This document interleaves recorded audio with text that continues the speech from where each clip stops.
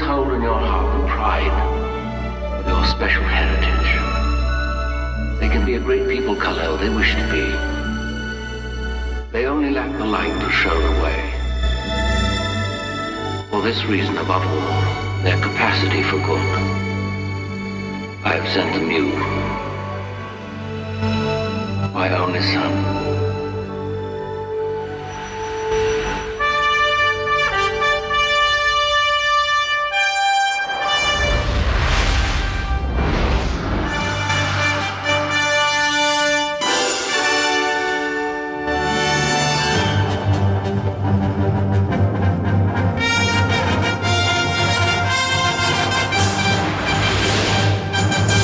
Welcome to the first episode of the Superhero Cinephiles podcast. I'm Perry Constantine.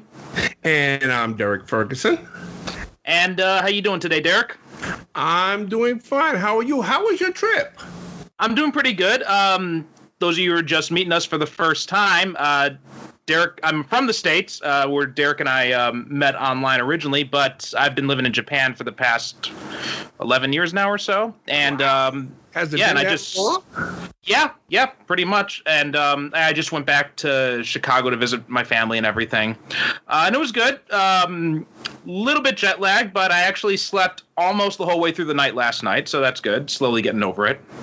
Plane travel sucks now, doesn't it? Oh, God, it's terrible. You saw what I posted up on my Facebook about the guy I was sitting next to on the way back? Yeah. I'm not going to get into that here, but just watch how much you drink on those international flights. As a matter of fact, I recently went to Chicago. I went there, and I had to leave early. I had to come back to New York because there was a snowstorm out of nowhere. When was this? What was it? It was a couple of months ago. I went to, the Pulp. Oh, so this is like in April then? Right, April, yeah. It was like in April. My first trip back to Chicago was at the end of May, or the end of March, and got hit by a blizzard on the last day of March. So after that, I'm just like, you know what? Forget it. I'm only traveling back in the summer now. Really? Yeah. I mean, I had no idea. Apparently, this snowstorm took everybody by surprise. So Then I had to cut my trip short by a day. I had to leave, but it was like a pain in the butt. I didn't get home till like about 11 or 12 o'clock that night. Right. Because the plane was delayed. First, they told us to come to the airport. The plane was delayed, and then they said, okay, well, it's not delayed, and then it was just a big. Anyway, the whole point of the thing is that I don't want to be flying anywhere anytime soon, unless I absolutely have to. I know exactly what you mean there. All right, so for this first episode, we're going to see how long we can keep this thing going, because you and I both big superhero fans from way back. Yeah. And we both love pretty much most of the movies that come out. So I thought, well, if I'm going to do a podcast like this, who better to do it with than the guy I've been talking superheroes with for almost 20 years now. Well, yeah, and for the folks that don't know us, you and I met through our mutual love of fan fiction. We both were writing fan fiction about 20 years ago. That's right, yeah. And that's how we met. That's how we bonded, through our mutual love of writing and superheroes and fan fiction. And you were like one of the most talented fan fiction writers out there, And also I like the fact that you just had this talent for pissing everybody off. That was how we did it back then, yeah. Oh, yeah. I love that, man. Without even trying, you wake up in the morning, boom, before lunchtime, you had 30 people mad at you. It was great. Yeah, I mellowed a little bit since then. Oh, yeah. Yeah, well, you got older. Exactly. Yeah, it happens. All right, so we decided for this first episode, I thought, well, what better place to start than the movie that really kind of defined the superhero film genre? I mean, there were movies before it, but none of them really took it as seriously as Superman the movie did in 1978. Yeah, that's it. I think before Superman, probably the most popular superhero movie was the 1966 Batman with Adam West. Right. That was like the most popular, but that was like the campy version that didn't take the character seriously at all. And very tongue-in-cheek. Yeah, very tongue-in-cheek. And it was based, of course, on the wildly popular TV show, that was on ABC at that time. Now, the thing about Superman the movie, and this is what I tell people all the time, I say, every superhero movie since it came out, up to and including Avengers Endgame, bows down to Superman the movie. Because we would not, it is my firm belief that we would not have any of the superhero movies that we've had since then if it had not been for the success, both financially and critically, of Superman the movie. Yeah, and it's a movie that the filmmakers have acknowledged that they've gone back to, many times. You look at Jon Favreau in interviews, or the Russo brothers, or pretty much anyone that they'll talk about how Superman the movie was a big influence. Yeah, exactly. I mean, Superman movie, for a lot of years and in a lot of ways, it's still like the template for superhero movies. Yeah, especially really the origin movie. Yeah, exactly. Yeah. In fact, I'd actually argue that's why the superhero origin movie became like the standard up until really the MCU, and which is why a lot of sequels floundered. Yeah, I agree, because a lot of they took that template. Okay, well, we got to do the origin story, even though everybody knows the origin story of Superman. But the difference in Superman the movie is that we had never seen it done this well and on such an epic scale. I mean, I watched the movie today to get ready for this, and I haven't seen it in about like 2 years. And I watched the 3-hour version. Okay, so I saw you post this on Facebook saying you're going to watch it. So which version did you watch? Did you watch the extended cut or the I watched the 3-hour cut version. The 3-hour version. Yeah, the extended version. This is the version that footage was added by the Salkins when the movie was shown on TV on ABC. And ABC, when they showed it in 2 nights. Yeah. It was like one of those 2-night thing where, so they added, I think, like almost like another hour worth of stuff. So I watched the extended thing because I haven't really sat down and watched Superman from beginning to end in like 2 years. So I said, well, you know what? If I'm going to watch it, I'm going to do it right. I'm going to watch the 3-hour version, which I did. And you know what? After about like 10 minutes, even though I've seen this movie, I mean, I saw it during its original theatrical run. So I've seen Superman, I would estimate, like a good 20 to 30 times since 1978. 10 minutes in, it was like I'd never watched this movie before. I'm sitting there and I'm just, and my wife said, haven't you seen this before? I said, shh, quiet, watch your Superman. Exactly, yeah. So this is actually something I wanted to ask you because, I'm a little bit younger than you. And for me, I can't really remember a time before having watched Superman the movie because it came out before I was even born. And so I watched it at some point when I was a little kid, and my family had the old VHS copy. I watched that damn tape so much as a kid that the damn thing broke. Okay. But yeah, I can never remember a time. I can't remember the first time I watched it. So what was it like for you the first time you watched it?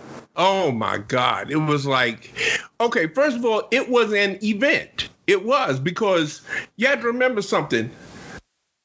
You got a superhero movie with Marlon Brando, who at that time was like the most famous and highly regarded actor in the world because of The Godfather, which had come out a few years earlier. You had Gina Hackman, who was one of the best actors in the world. You had Richard Scott, which is why this movie has such anticipation, because you had never before had a superhero movie that had so much top talent attached to.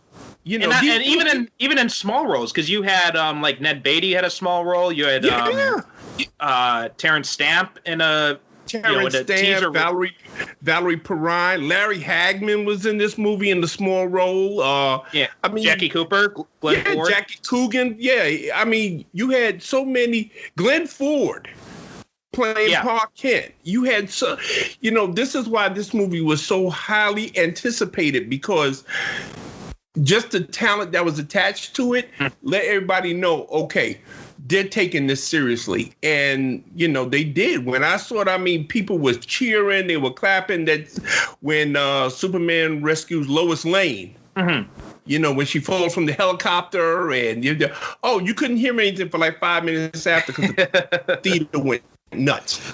Everybody went crazy. It was, and of course this was before, Blu-ray and VHS, stuff like that. So when you wanted to see a movie, you had to go back and see it. I saw it in the theater like 3 or 4 times myself. Yeah. And a lot of people did. We just kept going back and seeing it because we literally had never seen anything like this up until then. We had never seen a superhero done in such a respectful manner and done so straight and played with such gravitas. And, it was really something. Okay, back then, now, we're all jaded. We've had the MCU. We've had, 85 Batman movies. We've got animated movies. So we're kind of jaded now. But back then, if you were around back then, Superman the movie was something special. Yeah. And it's not only in terms of superhero movies, but in terms of just event movies, like big blockbuster movies in general. This was that time period when blockbuster movies really started to appear, because this was like the era of Star Wars and Jaws. But before that, you didn't really have the tentpole blockbuster movies like you do now. Right. Yeah. Because Superman came out in 78, I believe. Yeah. And Star Wars was 77, and I think Jaws was like 77 or 78 or one of those. Yeah, so this was like one. And gotta remember something too. This was like this movie cost something like $55 million, which of course now is just a catering budget for an MCU movie. Right. But back then, this was like the most expensive movie that had ever been made. People were wondering, well, is this going to pay off? Well, hey, it paid off big time, because I think the movie, like during its theatrical run, it made something like $300 or $400 million, which of course now we have movies do that in one weekend. But back then it was unheard of that a movie could make $300 or $400 million. Right. We're talking about the 70s. This is like, what? Are you kidding me? Well, I'm looking at the IMDb trivia, and take this stuff with a grain of salt, because anyone can add facts in here and everything. But one of the things that's mentioned here is that in the initial run, the film topped the box office charts for 13 consecutive weeks. Oh yeah. Know why? Because again, we're talking about the 1970s. And in the 1970s, as long as a movie was making money, it stayed in the theater. They didn't take it out. It's not like now. It's not like now where a movie, stays in the theater for maybe 3 or 4 weeks. Yeah. And then it's gone. Unless, of course, you have something like an Avengers Endgame where everybody, and even then, it's only in the theater for maybe like 2 or 3 months tops, and then it's gone. Right. Endgame was in the theater for about, I think, maybe 3 months, and then they re-released it with additional footage. Right. Exactly. But back then, in the 1970s, as long as a movie was making money, it stayed in The Godfather. I went to see it it played at the same theater for a whole year. Star Wars played at the same theater for a whole year because people kept going back to see it. Superman was in the theater. I think it probably was in the theater for almost like a whole year because people just kept going back. Like I said, back then, this was the only way that you could see a movie over, was that you had to go back to the theater, to see it. So they had no home video distribution. No. So there was no contracts with home video distributors, with Netflix, nothing like that they had to worry about interfering with. No, absolutely not. So, and I mean, movies were a lot cheaper back then. So, you only paid maybe $4 or $5 to go see a movie. So, so people went go back. So, so it was not unheard of for a movie to play in the theater for a year. So, it's quite plausible that Superman was number one for 13 weeks. Yeah. And what's really amazing about this movie is, I think more than any other superhero movie, is how much it's influenced how the comics have done the character too. Because, I mean, for my part, I think this is probably the definitive Superman origin story. Oh yeah. For me, this is the one. because again, we'd never seen Krypton portrayed like this. Yeah. We'd never seen Superman's father portrayed with such gravitas as Marlon Brando did it. I mean, this was a guy, Marlon Brando. I mean, when he pops up and he's playing Jor-El, well, okay, automatically you're taking this seriously now. Which is amazing because Brando himself did not take it seriously at all. Like every account you've read about people who knew him, people who were on the set, they're just like, he was so lazy. He was at the peak of his, financial success. So he just did not give any shits at this point. And he didn't memorize anything. He read all his lines off of cue cards. Which is amazing. Makes it all the more incredible because that's an amazing performance. I read one time that they said that if you ever see a Marlon Brando movie and like he pauses and he's looking around for the cue card so he can read his next lines. That's what he does. That's not just acting, Yeah. He makes it look like he's thinking deep and he's contemplating. They said no, he's actually looking around to see who has the cue card so he can read his lines. Because Marlon Brando didn't read, he didn't memorize anything. I believe 90% of that dialogue that's in what was that Vietnam War movie he made? That was Apocalypse Now, yeah. Yeah, 90% of that stuff, they say he made that shit up off the top of his head. Well, and here's some of the things that Brando even said. Like, he suggested that he only do voiceover and that the character's image on screen should be a glowing, levitating green bagel. Yeah. Because he said that because no one knows what people on Krypton would look like. Well, Marlon Brando was notoriously lazy. If he could get out of doing work, if he could get out of doing actual work, he would. That's one reason why in that movie, most of the time he's in shadow because he was overweight and out of shape. Yeah. Yeah, and he didn't want to be, he didn't want to be shown completely on screen because he was so fat and out of shape at that time, Right. But Marlon Brando was notorious. Mario Puzo, who wrote the screenplay for this movie, and who also, like Brando, was coming off as the success of The Godfather, and and he's another reason why this movie was treated so seriously, because they said, wait a minute, Mario Puzo, the guy that wrote The Godfather? There's something interesting about Puzo, which I didn't know until I was doing some research to prep for this, in that Puzo's original script was apparently complete camp.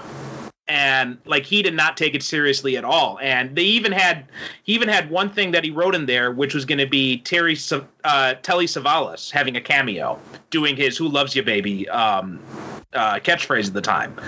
And this is what that was the tone of his script. It was very, very cheesy, very very camp. And then when Donner came in, he's like, "Oh hell no, we're not doing this." And then he brought in Tom Mankiewicz. So even though Puzo gets the credit, most of what we see in the movie is Tom Mankiewicz's writing. Oh, I can believe that, because I've also heard that the only reason why Mario Puzo did the screenplay was that he was a heavy gambler and he needed the money to pay off a lot of gambling debts. Yeah. That's what I heard. And basically what they had to do was that they had to lock him in a hotel room to make him, finish writing the screenplay. Otherwise, they said he'd get up and he'd, go out and play cards or whatever it was that he liked doing, and he wouldn't, and he wouldn't work. But they said, that's why he just took the job just to pay off his gambling debts. Yeah. All right. So, what do you want to? Where should we go with this film? Really first. What's the first thing that stood out to you when you were rewatching it? Okay, the one thing that stood out to me, that always stands out to me, is this movie succeeds because Christopher Reeve. Yes. I mean, okay, we've had 4 or 5 different Supermen since then, but this is the guy that everybody, when you say Superman, guaranteed Christopher Reeve, his image is going to pop in your head because of this movie. Right. And those other actors, I think probably with the exception of Dean Cain and Henry Cavill, almost every single one very heavily based his performance on Christopher Reeve. Yeah. Yeah. I mean, that's how iconic it is. And I was watching it and I was just amazed at. Okay, here's a perfect example. There is one scene in this movie where he actually turns into Superman before your very eyes. Yes. To me, it's like the greatest special effect in the movie. He's standing there as Clark Kent, and he's talking to Lois Lane, and he's contemplating telling her that he's Superman. And he takes off his glasses, and he's straight, and he does something with his body, and it's just like his whole thing. When he does that, you see how Superman can get away with pretending to be Clark Kent. And then he changes right back when he realizes he doesn't want to tell her yet. He puts the glasses back on. He hunches over, and it's amazing. It's a total transformation. And I always cite this scene when people say like, "Oh, how could glasses fool anyone?" I'm like, because it's not just the glasses; it's everything. Because you look at him and you see him, and you think, well, maybe he kind of looks a little bit like Superman, but you'd never think that this mild-mannered, meek guy could be Superman. Right, because he does something with his entire body, his facial expression, his voice, and he does it. And you say, oh, okay. And like you said, you watch that and you see how Superman could get away with pretending to be Clark Kent because Christopher Reeve does it, right? Exactly. He shows you how Superman gets away with pretending to be Clark. He's showing you right in front of it. And like I said, it's the best special effect in the movie because he's doing it with no tricks, no camera tricks, anything like that. It's just him, and it's simply amazing. And yeah, the whole movie, like I said, we believe it because we believe him. Yeah. From start to finish, this guy is Superman. No question, no doubt. I give the rest of the guys their props. They're good. But hey, when you say Superman, it's Christopher Reeve. I'm sorry. He's the guy. Oh, definitely. Definitely. Like every time I've thought about Superman, it's always been this guy. This is who he is.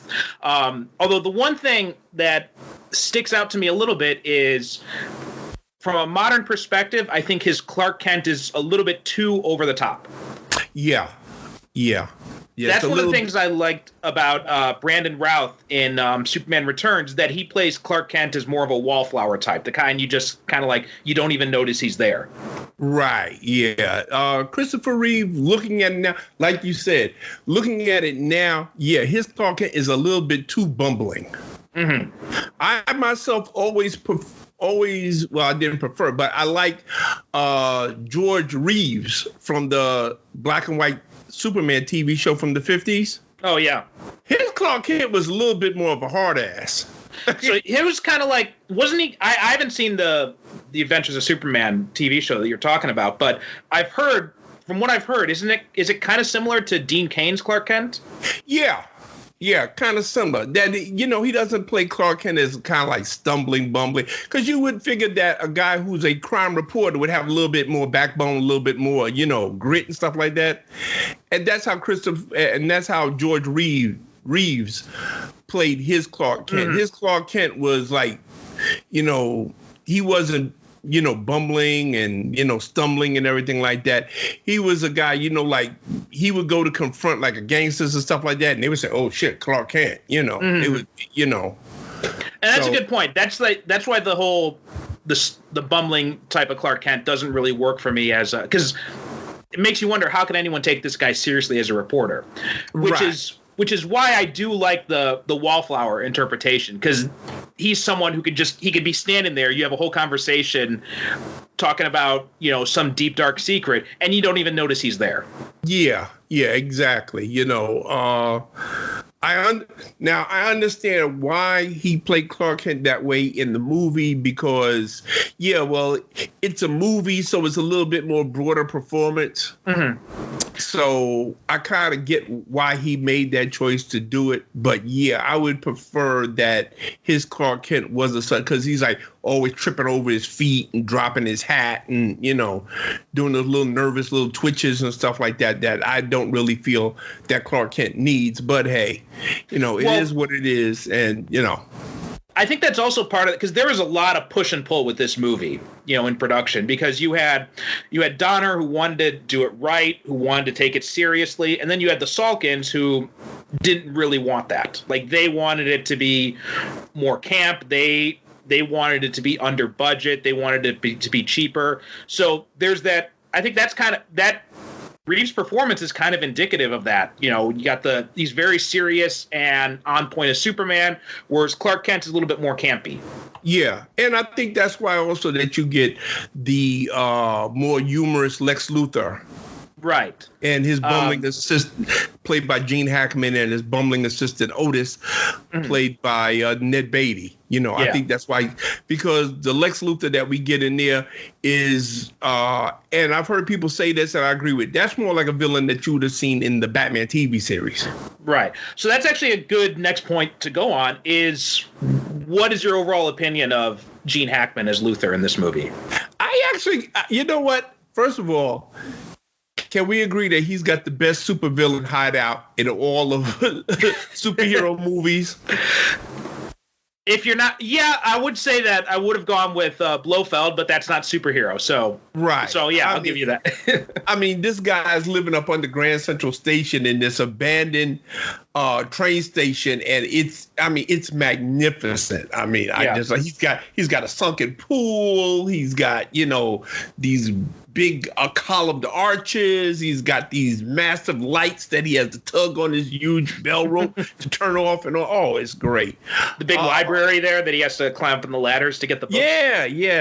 He's got that ladder. Okay, it's not the Lex Luthor that a lot of us are used to, because we're used to the, brilliant, devious, scientific mastermind Lex Luthor.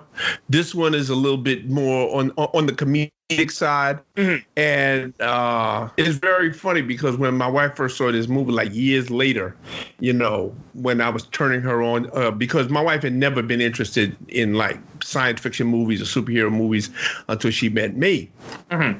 And so we're watching Superman the movie, and she said, oh, well, I see why you like this so much. I said, well, why? What are you talking about? She said, oh, Lex Luthor. I said, what are you talking about? She said, oh, that's you. I never thought about that before, but yeah, that does work.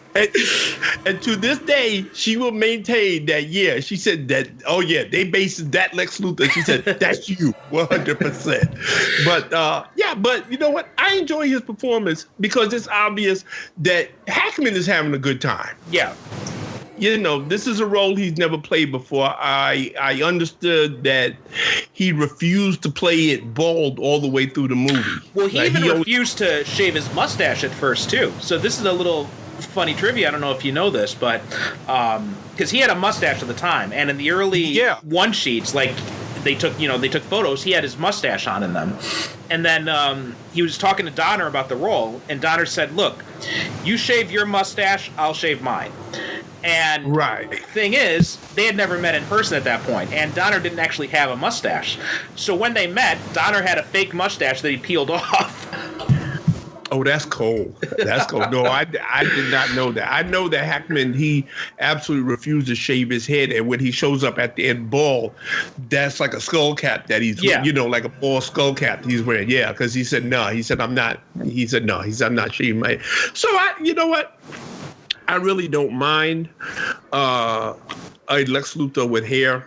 That's not a deal breaker for me because it's such a wonderful performance from Hackman. Like I said, he's so obviously having fun. Right. I mean, and plus you've got, Hackman, and then, you had John Shea in Adventures of Superman, who also didn't shave his head or wear a bald cap until like the second season or something like that. Right. And in that first season, the soap opera antics aside, he was a really good Luthor as well.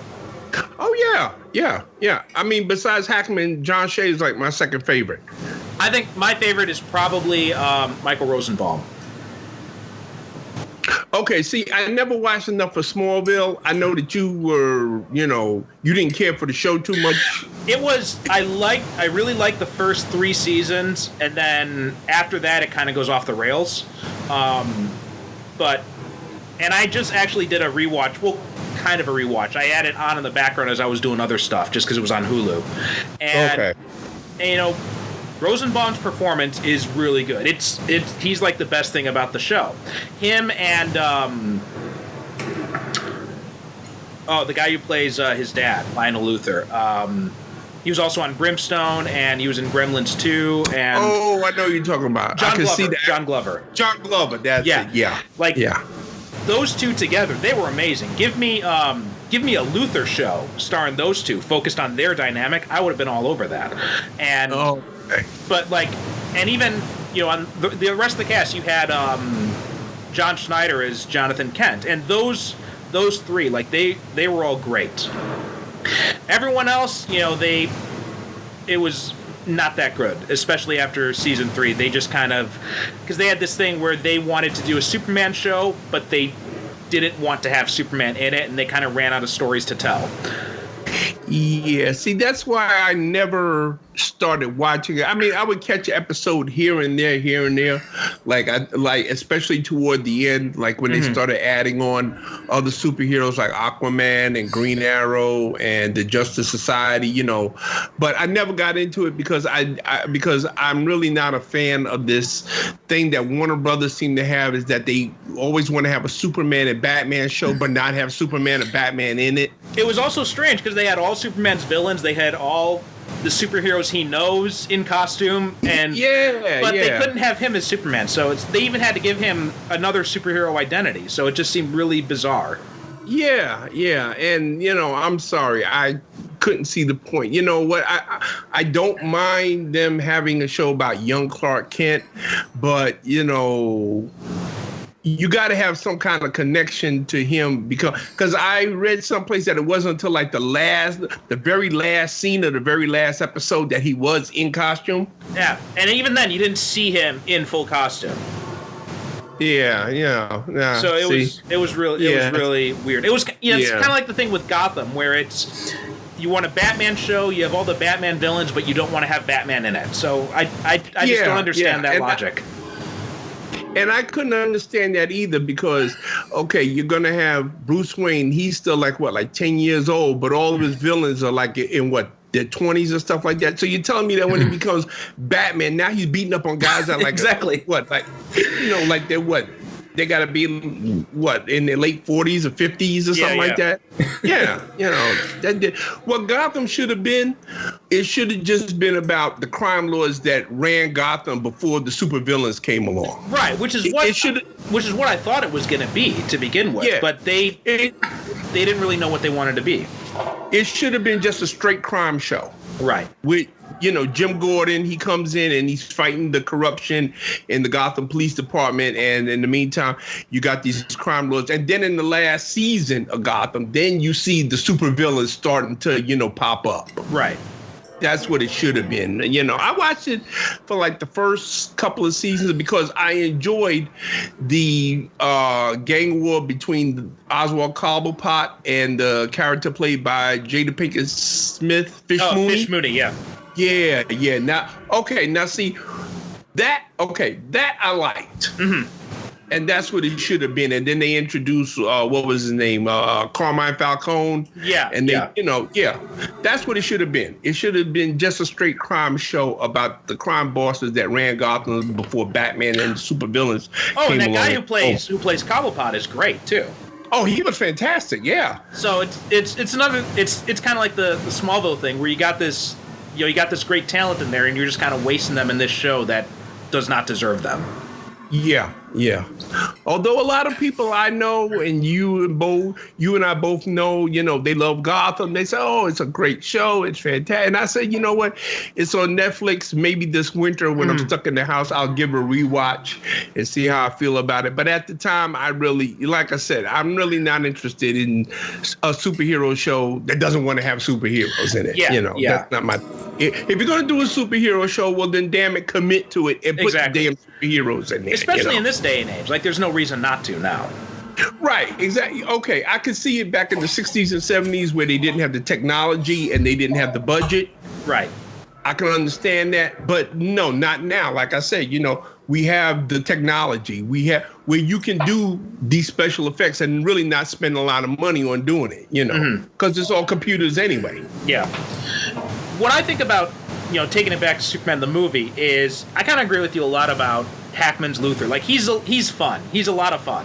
But but that's kind of the thing where this is kind of that situation where there are parts of the movie that the tone just doesn't quite fit together. Like, you got the bumbling Clark Kent, you got Lex Luthor and the real estate scheme, and they don't quite match the tone of, like, Marlon Brando on Krypton and Christopher Reeve's performance as Superman. Which, okay, a lot of people criticize the real estate scheme, but you know something? I like it because it's not the typical supervillain trying to take over the world. It's interesting, but it's just... My thing is, it feels small for Lex Luthor. Well, that's true. If you know the Lex Luthor that we know, yeah. I mean, you know, for the Lex Luthor of that movie and that particular Lex Luthor played by Gene Hackman, okay, yes. Yeah. But for the traditional Lex Luthor, yeah, you know, no, that would be nah. Right. So, I mean, that's the only thing. Like, I agree. It's nice. It's different from the, you know, I want to take over the world or I want to destroy the world. It's just. And you know what? He's got a kind of a warped logic in there, because you buy up all this cheap real estate in Nevada, and then you blow up California, and then all of a sudden you got beachfront property. I can kind of see that logic. Yeah. I mean, listen. Take it for what it is. That's a brilliant scheme. Mm-hmm. But for Lex Luthor, like you said, you know, if you know him from the comic books, yeah, that's something that Lex Luthor wouldn't be involved in. But for a lot of people watching this movie who see this would probably been their first exposure to Lex Luthor. So right. They wouldn't know him from so they would say, okay, yeah, you know, that's pretty good. Mm-hmm. But going back to what you said, you make a good point about the shifting tone of this movie, because it goes from being, like you said, it's on Krypton and it's deadly serious and the planet is blowing up and people are falling into chasms and, you know, and then we go to Kansas, which is, you know, serious but not so serious, but then we do got Paul Kent dying. Right, and you got that. But this is one of the things that drove me nuts about Man of Steel and comparing it to Superman is Clark Kent can't do anything about Pa Kent dying, whereas in Man of Steel he makes the choice to do nothing. Yeah. And that's that moment when he's standing at the funeral and he says, you know, all those things I can do, all those powers, and I couldn't even save him. I mean, that is Superman right there. That's him in a nutshell. Like, he doesn't think of himself as a god. He's humbled by this thing, and he knows that. Like, there's this great line in I think it was a Superman Batman comic book where Batman's narration says something like, you know, Superman is, you know, he has the power of a god. You know, he seems like very, you know, down to earth and very normal, but then he shoots fire from the sky, and we all can't help but think of him as a god. And it says, and, you know, lucky for us, he doesn't realize that himself. Right, exactly. He doesn't think of himself that way. And I'm glad you brought that up, because one of the things people will always complain about this movie is about, oh, he turns the world back around at the end. Oh, that's so silly. That's so stupid. But, however, the whole setup is when we go back to that scene where Paul Kent tells him, you know, okay, you weren't here just to score touchdowns. Right. And then he dies, and like you said, he's at that gravesite, and he's thinking, and he's saying, yeah, you know, I got all these powers and I couldn't save him. Then we go at the end of the movie where he turns the world back around to save Lois Lane. He hears them same words. Right. And he hears Jor-El telling him, listen, you can't interfere. And he makes a conscious choice, because he says, hey, you know what?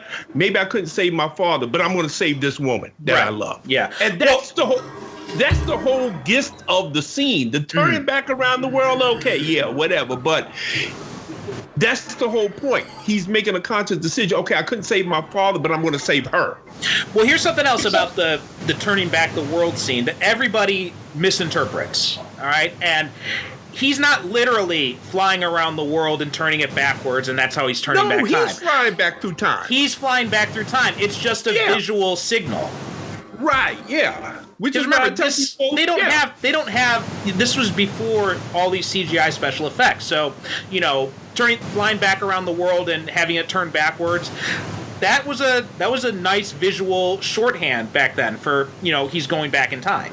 Right, he's actually flying back through time. Exactly. It's not, he's not actually turning the world back around. Yeah, right. A lot of people don't get that. But hey, there's a lot of things about this movie that people don't get. They say, "Oh, I don't like this," and you know what? Some of it is valid. Mm-hmm. But some of it, I just say, well, you know what? If you've listened to me and Tom on Better in the Dark, plenty of times we had this thing where we said, sometimes you just have to go with it. Right. Let's talk about some of the supporting cast. Okay. So let's start with probably the obvious choice, Margot Kidder as Lois Lane. Lois Lane. My second favorite Lois Lane. Oh, your second favorite. Who's your first? Oh, from Noel Neal. From the Adventures of Superman TV show, who also appears in this movie as Lois Lane's mother. Oh, that's right. Yeah. Yeah. There's the scene that's on the train. And Lois Lane, she's a little girl, and she sees the teenage Clark Kent running alongside. That's right. He's racing the train. And she says, "Oh, mommy, there's the man outside. He's running alongside the train." And the woman that she's calling mommy, that's Noel Neal. Yeah. And the man sitting across from her who plays her father is Kirk Allen, who played Superman in Superman serial from the 1940s. That's right. Yeah, I'd read something about that. Yeah. Yeah. Because they obviously couldn't get George Reeves for this. He was dead by this point. Right, yeah. But it was a nice thing to have her in. And as a matter of fact, Noel Neal was also in Superman Returns as well. I was about to mention that. Yeah, she's the old widow that Lex Luthor romances. Mm-hmm. And because this was that was the start of the superhero cameo too, where you bring in characters who were in a previous iteration, which now that's all the rage on the CW, right? They got all the characters who had played superheroes in the past coming in and playing some version of characters on the new shows now. Well, I heard that they're actually going to have Brandon Routh play Superman in the big crossover that they're going to have. Right, and they actually brought in they're bringing Burt Ward in too. Oh, cool. Yeah. Massively so he's going to be playing, cool. They haven't announced who Burt Ward's playing, but I think it's, pretty obvious he's going to be playing like an older Dick Grayson. Well, unless they have him play like... and they get, I don't Batman. know. No, unless I don't know. Have him play the Batman Beyond version of Bruce Wayne. No, they got someone to do that. Do you know I'm who they got? hoping they would get Michael Keaton. No, they couldn't get Michael Keaton, but they got the next best thing. Who? Who do you think? Who's the other person who could play that old Batman as well, if not better than Michael Keaton? Oh, Kevin Conroy. Exactly, yeah. They got Kevin Conroy coming in to play Batman. Oh, okay. Well, listen, good enough. Listen, if anybody deserves to play Batman live action, it's him. And it'll be the first time he's done it live action, too. Yeah, because he's played Batman longer than anybody else. Yeah, actually. Oh, yeah. Cool, massively cool. But yeah, Margot Kidder, she's my second favorite Lois Lane. And one thing I love about her character, and this is one of the little character bits that's scattered all throughout the movie. It doesn't really mean anything, but I always like it. I love the fact that she's a terrible speller. I do, yeah, me too. She's always misspelling words, and Perry White, he's always correcting her copy, and she's always asking people how to spell words like rapist and bloodletting and stuff like that. And you say, my God, what is she writing? That's something else that's interesting. It's because they used 1970s New York as a stand-in for Metropolis in this movie. Yeah. And you get those little things, and then you've got, Clark Kent, Superman, and, everyone says, Man of Steel defenders, they say, well, you can't do classic Superman in the modern day because he just doesn't fit. And I'm like, well, 1970s New York, people would have said the same thing, but they were able to they draw those contrasts very well. Good point. Yeah, okay. I can go for that. I see that. And especially, you were in New York in the 70s, so you'd know better than anyone what it was like back then. Oh, yeah. Well, you know what?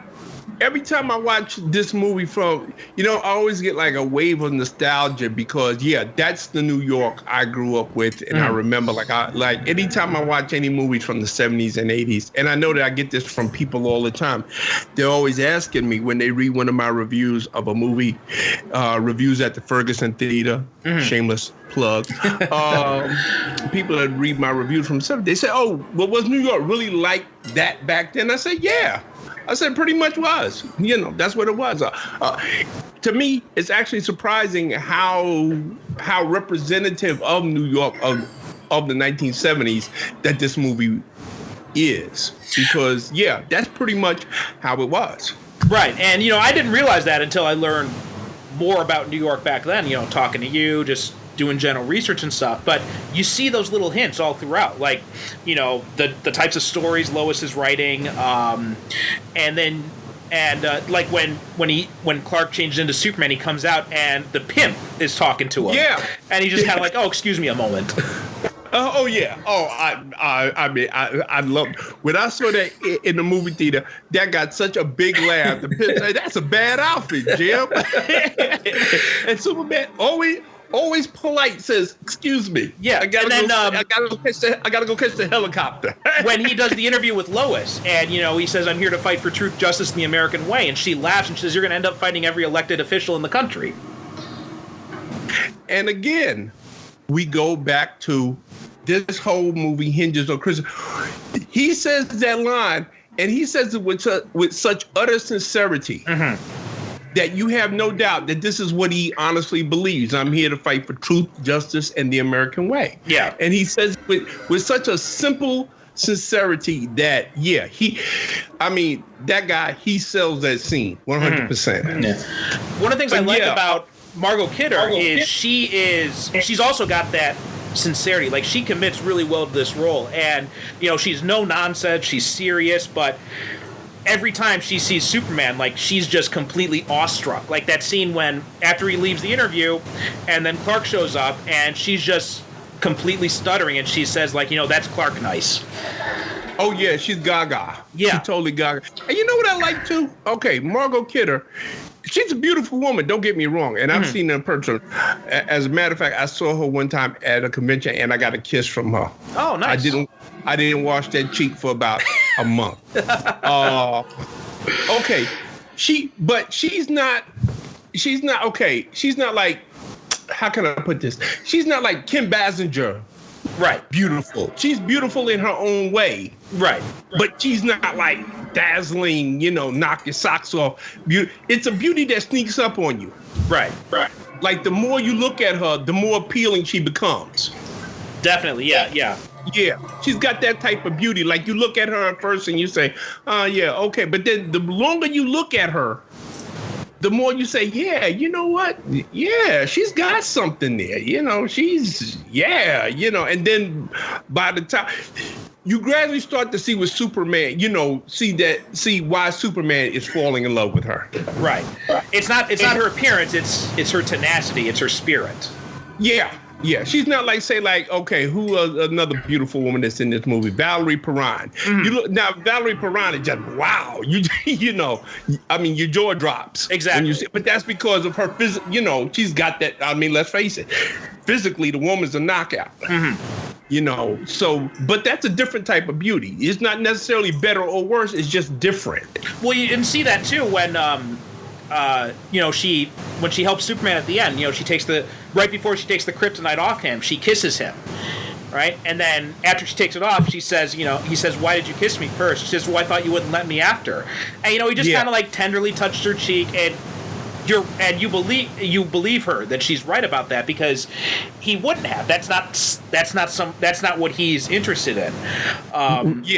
And that brings up an interesting point. Is Roger Moore wrote in his autobiography that he was at the studios when they were shooting this movie, and he said he saw Christopher Reeve walking across the soundstage dressed in a Superman costume, and he was completely oblivious to all these women who were fawning all over him.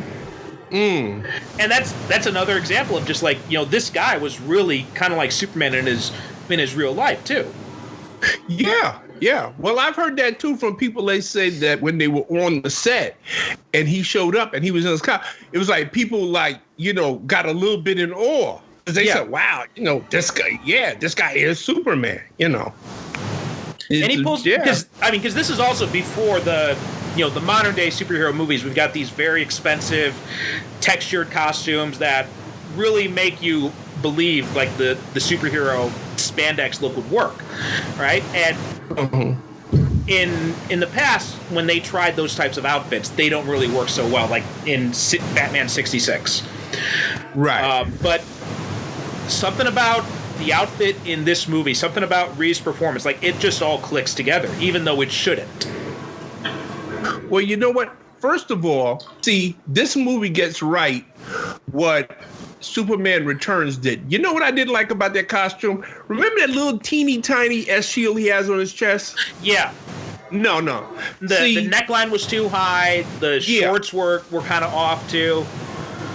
But the S is supposed to completely cover the chest because this provides a kind of illusion, and it even makes the chest look broader than what it actually is. Exactly. Yeah. Because that S shield is covering the whole chest, and Christopher Reeve had to bulk up a little bit, to fill out the costume. But I like the fact he's not bulging with muscle because, for one, Superman's super strength doesn't depend on him having a lot of muscles. Right. Whenever people say that, we need, like, people, I remember that criticism about Brandon Routh. They're like, well, he's not bulky enough to be, well, Superman's not supposed to be bulky. No, he's not. He's not supposed to be the Incredible Hulk. Exactly. His super strength derives from his denser muscular structure and the fact that he's being powered by the yellow rays of the sun. Yeah. That's where his super strength has come from, not because he's bulging with muscle. Exactly. Yeah. So you don't really need some, like, I've always pictured Superman as someone he's toned. He's not bulky. Right. And that's what Christopher Reeve is. He's toned and, he's got a nice build on him. Yeah. You say, you look at him and say, okay, yeah, he's got nice arms, wide, but also he's a guy that can put on a regular suit and go out and be Clark Kent and, not have to worry about, splitting his suit every time he raises his arm. Well, because this is interesting. Two of the actors who really campaigned for this role are Arnold Schwarzenegger and Sylvester Stallone. Yeah. And you imagine either of them, like, they would not have been able to pull off just the look of it because they're too bulky. Yeah, exactly. You had just about every actor in Hollywood was Robert Redford. He was campaigning for this. He wanted to do it. I think the Salkins really pushed for him. They really wanted Redford, and Donner was the one who insisted on, no, we need someone who nobody knows because we want people to look at this movie and see Superman. We don't want them to see Robert Redford as Superman. Which again, I think is one of the things that make this movie work in that, okay, you have an unknown playing Superman, but you surround him with a bunch of well-known, capable actors who can support him. And that's another reason why I think this movie works so well, because we do have so many capable actors who have been around for a long time surrounding this unknown who, to give him his credit, stepped up to the plate and knocked it out of the park. Yeah. He easily holds his own with the more seasoned professionals that are in this movie. And it always makes me chuckle every time I watch this movie because the opening credits, it's Marlon Brando, Gene Hackman, and I don't think Christopher Reeve's name even comes up until after the title. Yeah. It's Marlon Brando first, then it's Gene Hackman, then it's Superman the movie, then it's Superman, and then Christopher Reeve's name shows up. Yeah, pretty much like with what was it? Was it Batman where Jack Nicholson? Every one of that original series of Batman movies, like from Batman all the way up through Batman and Robin, like the villains always overshadowed whoever was playing Batman. Yeah. You had Jack Nicholson in Batman. You had Danny DeVito in Batman Returns. Then Jim Carrey in Batman Forever, and Schwarzenegger in Batman and Robin. So yeah. But, that became kind of a hallmark for those movies, was that you get a big name for the villain. Right. Yeah. And I think that Superman, this movie, and Batman, it kind of started that trend where, okay, well, we got to get a big name to play. I mean, you know, the supervillain. And yeah, the rest of the Batman movies just followed suit with that. Like you said, that, okay, well, we got to get a really big name to play the villain, you know. Yeah. I mean, it almost like it didn't matter who played Batman as long as you got a big name to play the villain. Exactly. Yeah. But but going back to what you were talking about earlier about the shifting tone of this movie, yeah, it goes a lot of times between being serious and being funny, and then it goes back to being serious, and then it goes back to being funny. Then it gets serious again, like the scene where Lex Luthor, they hijacked the nuclear missile. That's played strictly for comedy, where Miss Teschmacher has to pretend like she's hurt. Yeah, and then Larry Hagman comes along, and he's going to give a mouth-to-mouth, and he tells all of the rest of the soldiers to turn their backs. He says about face. Yeah, that's and you know he. You know, what's his name? Otis gets the numbers wrong when he's inputting the coordinates. Yeah. Plus, just the whole idea that they'd be able to hijack a nuclear missile so easily. Yeah. Yeah. I mean, the way they do it, it's like, well, shit, I could do that. Yeah. You know, is it that simple? Is it that easy? But then we go to something else, like when Lois Lane gets killed. And Lois Lane's death in this movie is really kind of grisly and horrifying because the poor chick is suffocated and crushed. Yeah. I remember that was one scene that I think that freaked me out when I was a kid watching this movie. Listen, I watched it today and it kind of, I said, oh my God. Yeah. I mean, because she's screaming and she's clawing and they keep cutting back to her. Mm-hmm. You know, they'll cut away and they'll show Superman, well, he's saving the truck and he goes to the dam. But then they cut back to her and she actually takes kind of a long time dying. It's not a good, they really draw it out there. Oh, yeah. I mean, yeah, okay. She's dead. But there's no doubt about it. That's, oh, my God. And then they got the scene where just her hand sticking up out of the car window where she tried to climb out and she couldn't make it. So, this movie, the tone of it keeps shifting. In one way, I think that actually works for the movie because it doesn't, because you have way too many superhero movies, I think, just take a tone of, well, this is serious and grim and dark. And it has that tone all the way through the running time. Right. And after a while, it just gets oppressive. But at least here with Superman, you get your dark moments, but you get your light moments as well. Yeah. You're right. That's a good point. One of the things that I like about this movie is one of the criticisms about Superman Returns is that you've got a Superman movie and Superman never punches anything. But that's the same thing that happens here. He never punches anyone in this movie either. But you've got that sequence which when after the missile strikes and he's going around like he's saving the bus, he's lifting up the freaking plate under the earth. Oh, yeah. Oh, that's a terrific scene. Yeah, where he's actually lifting the San Andreas. Exactly. And it looks like he's in hell. Yeah. And he's, got the weight of the world on his shoulders that's a terrific scene.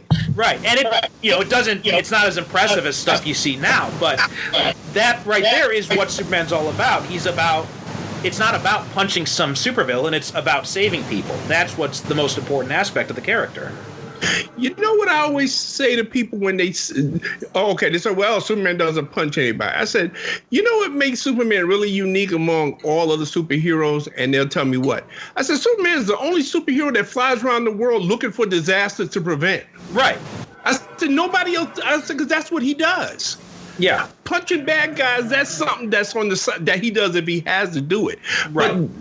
But Superman, he punches out as Clark Kent, he goes home, and does he put his feet up and have a beer? No, he changes to Superman, and he goes flying around the world looking for natural disasters. Mm-hmm. He goes looking for people to save, because that's what Superman does. Yeah. Yeah. Lois Lane has a scene where after, Superman is flown back in time and he's brought it back to life and everything like that, and Jimmy Olsen says, oh, I think he really cares for you. And she says, Superman cares for everybody. Exactly. And bingo. And you know what? She's absolutely right. That's the thing about Superman. He cares about everybody. Yeah, like that's the one of the things that's always killed me is people say you can't write a good Superman story because he can't be hurt. I'm like, well, yeah, he can be, just not physically, because you even if you had someone Doomsday, right, beats the shit out of Superman, that has no real emotional punch to it because Superman doesn't care as much about that. He doesn't care as much about himself. But right, you hit him with the death of Pa Kent, the death of Lois Lane. That is what hurts him. And that is what... So you put innocence in danger, and that's a bigger threat to Superman than all the kryptonite in the world. Exactly. You have the scene that's in this movie with, as a matter of fact, that's how Lex Luthor suckers him into that gauntlet he's got to run with the machine guns and the fire and everything like that. He tells Superman, oh, well, there's this gas that's going to go off and it's going to kill half the people that's in Metropolis. Now, well, he drops everything and he goes flying, because see, that's how you get Superman. And see, that is the whole, see, people say that Superman can't be hurt because you know what? You don't look at what his strengths are as a character. You just think about, well, in order for me to have a good Superman story, he's got to punch somebody. Right. No, some of the best Superman stories that I read, like there was that one story where he just talks this, I think it's a little girl she's getting ready to jump off a building and commit suicide, and he just talks to them. That was it. That was a scene in All-Star Superman, which is hands down the greatest Superman story I've ever read. Yeah. Yeah, I mean, that's Superman. Superman, his thing is helping people, saving people. If anything keeps him up at night, it's not Lex Luthor. It's that, okay, well, there may be a flood that's on the other side of the world that I can't get to because I got to stop this damn bank robbery. Right. See, that's the thing that pisses him off. That's what he should be doing. He should be over there in Japan or China stopping a flood or a tsunami instead of, see, now I got to be here and Lex Luthor, you done built this damn robot and I got to beat up on this robot. Mm-hmm. Yeah. And all the best Superman stories have done that, have taken that approach. What was it? Joe Casey did a run on Adventures of Superman back in the early 2000s, I think. And in between, like, the crossovers and all that, he mostly did, like, these one-issue stories where Superman didn't fight anybody. It was just him going around helping people. Yeah. And those stories were amazing. I mean, I wish they were collected somewhere because I want to reread those because I had to sell off my comic collection. But, that must have hurt. Oh, well, it wasn't so bad because my parents were downsizing. I was moving back to Japan, and I had I had 2 filing cabinets full of comic books, single issues, and plus, like, an entire wall of bookcases filled with graphic novels. And, I was looking at them, and I'm just like, it'll cost me a fortune to ship these overseas. And I knew I couldn't leave them with my parents because they were downsizing from the house to a condo. So it was, and I'm just like, well, you know what? Everything's digital now anyway. So I've been gradually building up the collection through, like, the Comixology sales now. And it's just so much more convenient. Yeah. I mean, and you know what? Because I had like a whole bunch of comic books. I had them in storage and everything like that. And I said, you know what? It's crazy to be. And I had them in storage for like years and years and years. And I said, you know what? It's crazy to just pay to have them stored because I'm not reading them. And I said, okay, well, you know what? I'm just going to keep the comic collections that I actually know that I want to keep. Like, I got a complete run of the Marv Wolfman, Gene Colan, Tomb of Dracula. I've got that, so I kept that. I kept my complete run of Howard the Duck. I had that, some other comics and everything like that. But most of them I just sold because I wasn't reading them. And in this digital age, I said, you know what? If I want to read them again, I can just go online and get them. Right, exactly. Yeah. So yeah, it wasn't, and I'd already been away from home for a long time by that point, so it wasn't as hard as I thought it would be. Like, if you asked me to do that when I was in college, I would have looked at you like you were insane. Oh yeah. I mean, like, yeah. If you which is why I put the comics in storage anyway, because I said, oh no, I'm never getting rid of my comic books. I'm never getting rid of my comic books. And then one day I woke up and said, you know something? I haven't read these comics in like 10 years. Why am I holding on to them? Right. Yeah. And they're just taking up all this space and everything, and then environmental issues anyway. They're eventually you can't just keep them locked up like that. Eventually they're going to start to degrade anyway. So. Right, exactly. And it's not like anybody's going to pay me like a fortune for them. Like a lot of them, like I just like gave away like to the hospital, children's hospital. I mean, I got a good chunk of change off of some, but mostly what I did was I was just bundling up on eBay and selling them for like $10 a bundle or something like that. Yeah, right, exactly. That's what I was doing. Like, some of my friends here in Brooklyn who are comic book, they're in, they still collect comics and everything like that. And I would say, okay, well, here. And I would just like bring over like a stack of comics, like, okay, well, here's 50 comics. Well, just give me $5 for them. Right. And they say, yeah, you go. Yeah. So yeah, it wasn't that big of a deal. Going back to Margot Kidder, though, one of the things that really stands out as, like, out of everything in this movie, like, all the cheesy stuff that, we kind of look at with a little bit of a squint nowadays, but the thing that, for me, really just takes me right out of the movie is her poem when they're flying. It never works for me. That's the one thing everybody hates, but you know something? I don't mind it because I'm a sucker for romance. Mm-hmm. I am. And I like that. I love that cinematography when they're flying around the city and everything, but I just think it would have been... The music is fantastic. The music is fantastic, yeah. And that's what I mean. I think it would have been so much better if they just had no narration, no voiceover, just the music. And they just played the music. Well, and you know what? That's valid. I understand that, and I can go with that. And yeah, I do agree. I do think that scene would have been better if they had just been instrumental without her, but you know what? It's not a deal breaker for me. It's not, because I understand what they were trying to do with that. They would try, because, okay, listen, you can't have Superman and Lois Lane have sex, right? Yeah. But you can do the next best thing, which is have them go on this little flying thing. Because if you notice, another thing about, and I keep going back to his performance as Superman, Christopher Reeve, whenever we see Superman in any other medium before this movie, whenever he flew, like in the TV series, George Reeve would do this thing where like he would run, he would take like 4 or 5 steps, and then he would like shove off and jump up into the air. As if flight was an effort. Yeah. Christopher Reeve is exactly the opposite. He actually looks like it's an effort for him to stay on the ground. Well, you look at too, like in Man of Steel, where he like charges up before he shoots off into the sky. Yeah. Where it's just like Christopher Reeve is just like it's this very casual. It's effortless. Natural movement. Yeah, exactly. It's effortless. And he's got scenes in there where he's got a big grin on his face. Like, the one thing Superman really enjoys doing is flying. Yeah. So he's sharing that with Lois Lane. And I've always looked at that as kind of like a metaphor for them having an actual, love scene, a sex scene, or whatever you want to call it. But that's what the scene to me was, a metaphor. That's what it was for. There's something else. No, go ahead. No, go ahead.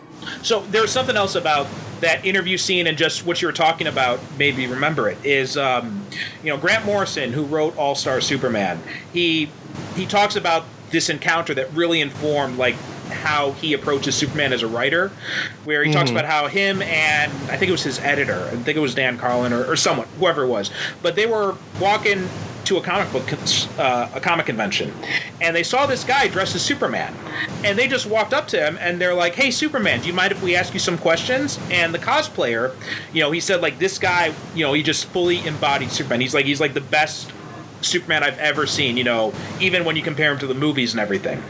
And he said that And the guy answered their questions in character as Superman. And he said, like, the way... Wow. But he said what was really amazing was the way the guy was standing. It was like he was just kind of like standing there. He had his leg up, and his arm was just kind of like resting on his knee. And it just looked very casual and very comfortable and very relaxed the whole time. And Morrison said, like, that's how Superman would be. Like, if you can't be physically harmed by anything, why would you be tense all the time? You know, you'd be completely relaxed all the time. And that scene when he's in that interview, like, I didn't realize this until years after I'd read that story, and then I watched the movie again. And I'm watching the scene in the interview where he's sitting there with Lois, and he's just, he's kind of sitting there casually in the chair.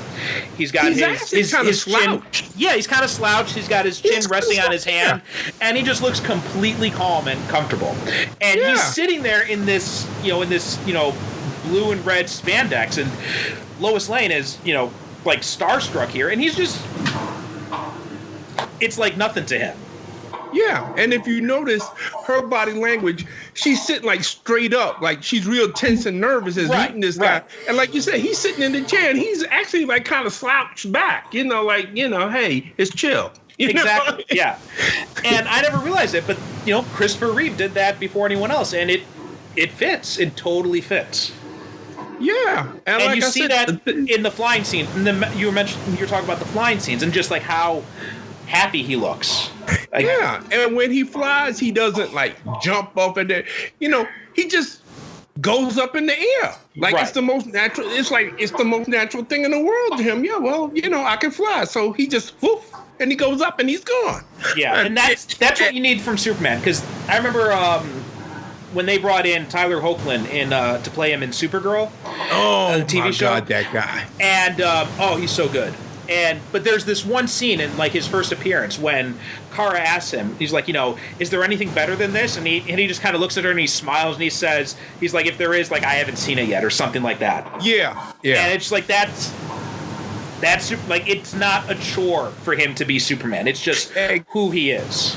Right. Yeah. It's not this, there's no problem with being Superman. Being Superman is the best thing in the world that there is. But that guy right there, the first time I saw him with Supergirl, I said, now, if they don't have a Superman TV series with this cat, I said, they're crazy. I don't know why they haven't done it yet. It's insane. It's insane. I mean, that guy was... that scene where he runs down the street and he rips open the shirt. All they needed was the music. Right.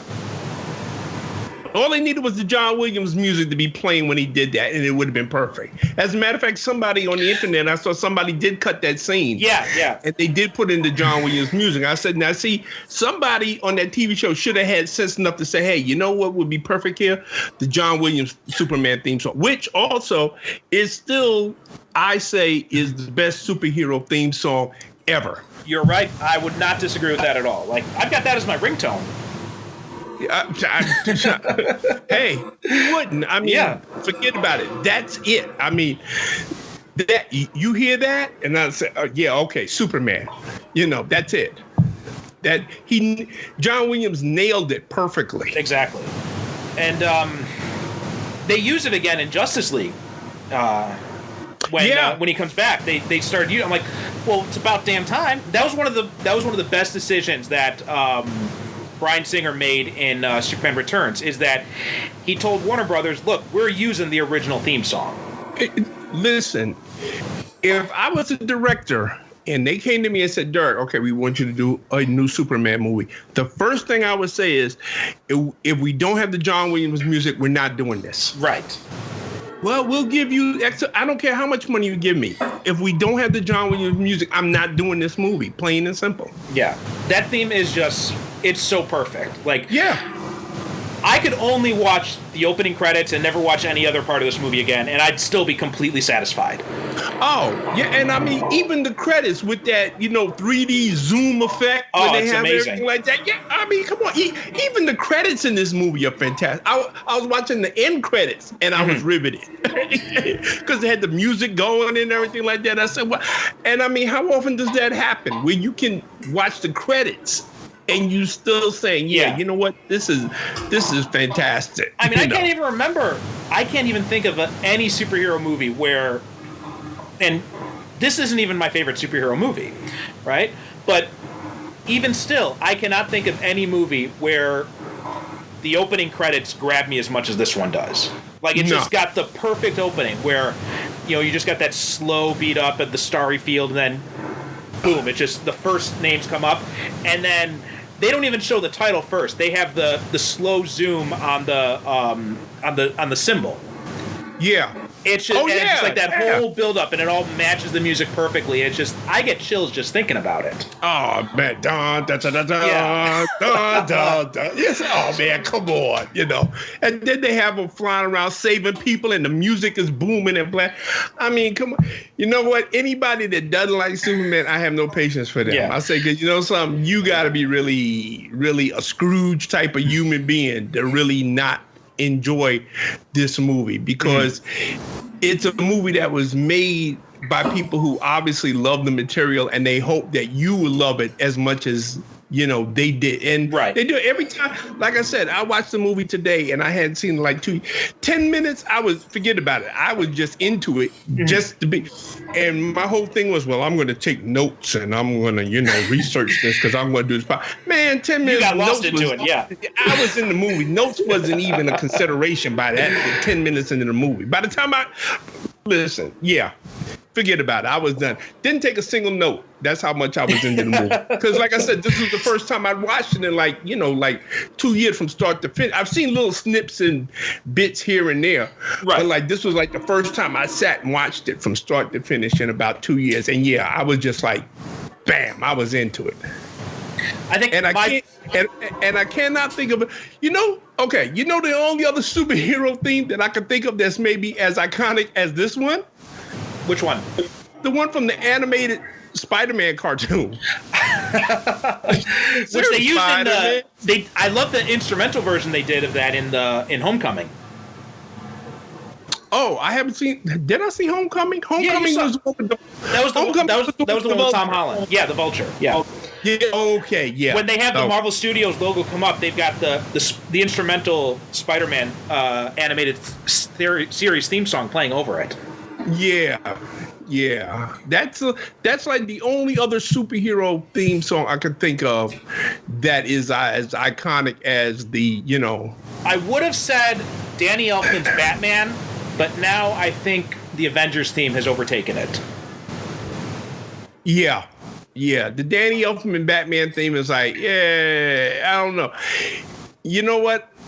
Okay, I hear it, but I don't get the same rush of excitement that I get when I hear the Superman theme or even the Spider-Man one from the anime, or even the Incredible Hulk or the Iron Man animated theme songs. Those I listen to those. I say, oh yeah, Tony Stark. And I'm singing along and popping my finger. Yeah, You know what I think it is?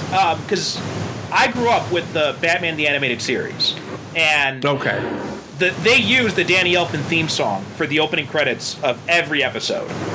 Right. So that became really ingrained to me because of that. Okay. So I think that's why that theme stands out so much to me. But now I think the Avengers theme has probably overtaken it, and is now second place to Superman for me.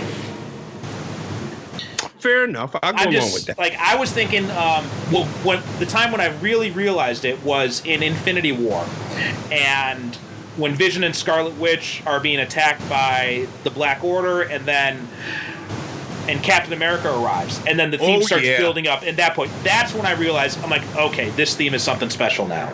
Yeah, that they use it to great effect in that scene. That was a scene. You couldn't hear anything for 5 minutes in the theater after Captain America shows up. Everybody was like, "Oh shit! Okay, shit just got real." A friend of mine, he posted on Facebook. He said that he watched the movie with his daughter, and when Cap came on screen, he leaned over to his daughter and he's like, "Who is that?" And she's like, "That's Captain America. What's wrong with you?" Yeah, he didn't recognize him with the beard. Oh, no, yeah. My wife said the same thing. She said, well, who's that? Why is everybody going crazy? I said, that's Captain America. Just, okay. Cool. Normies, man. What are you going to do? Yeah. The mundanes. But you know what? My favorite part of this movie, I think, hands down, has to be his first night in Metropolis as Superman. Oh, yeah, absolutely. That whole sequence, it's just constructed beautifully. Like, right from the start when he sees Lois dangling over the edge like that, and you start to hear there's the slow build of the theme, and they even do the little nod back to the phone booth thing because there were no phone booths in New York City by this point. Right. So they do that little nod. He sees the phone there. He like looks up and down, and he runs away from it. Yeah, he runs over to it and he looks in it and he just looks it up and down and says, "Okay, well, this ain't gonna work." And then he just runs to it, which was cute. It was a nice little nod. Yeah. Yeah, they had tried to do it. They tried to do the phone booth thing, but then they're like, we can't find a damn phone booth in New York City anymore. No. At that time, as a matter of fact, there were still phone booths in New York, but they were very hard to find. Yeah. As a matter of fact, phone booths still up until through the 1980s, there was still phone booths. And I believe that there was a movie Joel Schumacher directed called Phone Booth. Yeah. They actually used the very last phone booth that was left in Manhattan. Yeah. To film. Yeah. That was a good movie. And that was like the 1990s they made that movie? No, that was in the 2000s. That was like 2000. Early okay, 2000s. yeah. Because that was when Colin Farrell was like at his peak. Okay, yeah, but that was not a prop that was the actual phone booth. It was the very last phone booth that was left in Manhattan. Yeah, I think after that movie was filmed is when they took it out. Yeah. But yeah, that was a good movie. But yeah, that whole Superman's first night. I mean, listen, he even saves a cat stuck up in a tree. I mean, come on, how could you not love that?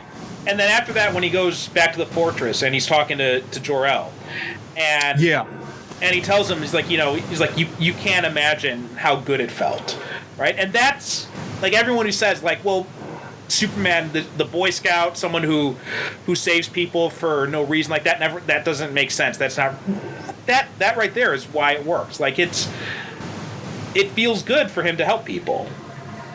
And see, my whole thing is, which is why I love so much the way Captain America has been portrayed in the MCU, because in a lot of ways he's like Superman.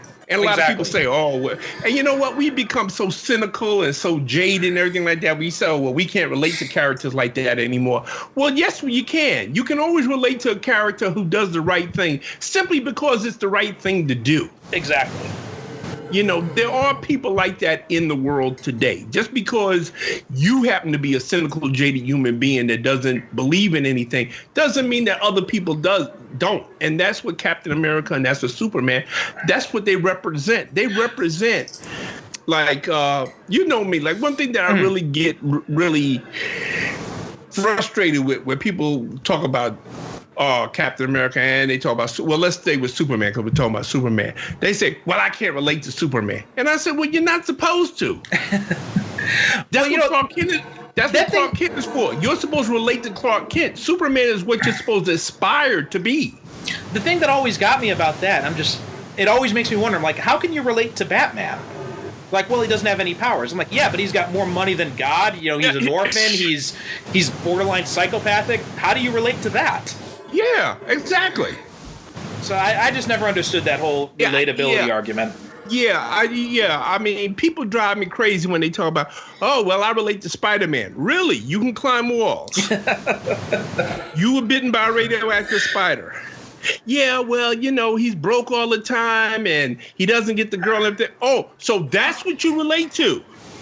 Which you relate to being broke and never having a girlfriend. Oh, okay, I see. All right. But in a lot of ways, Superman is more relatable than Batman in those, because he's got superpowers, but he's a regular guy who goes to work. He's constantly got to put on a fake face every time he goes out in public. Thank you. He can't tell the woman he loves how he really feels about her. I'm like, what person has never experienced that? And don't all of us really do that to some degree when we go out of our door every day? We go out and we kind of put on this persona that we have, that we show to people outside. Absolutely.